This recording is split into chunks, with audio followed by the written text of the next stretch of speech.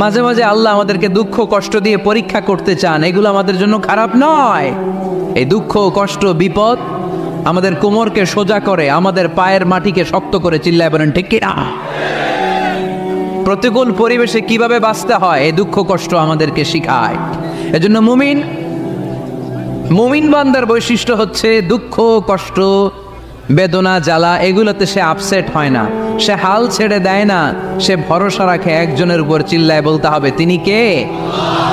কারণ মুমিন জানে রাত্রি যত গভীর হয় অন্ধকার তমানিসা ভেদ করে সুবহে সাদিক হয়। মুমিন জানে গর্ভবতী নারীর পেটের ব্যথা যেই দিন বাড়তে থাকে ওই দিনই নতুন মেহমান আগমনের সময় ঘনাতে থাকে।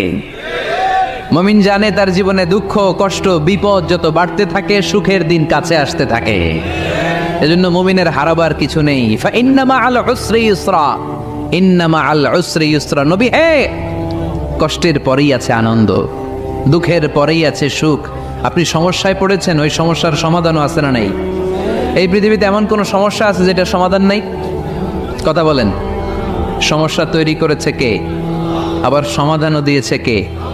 আল্লাহ doesn't create a lock without its key. Allah কখনো চাবি না বানাইয়া ওইটার তালা বানায় নাই।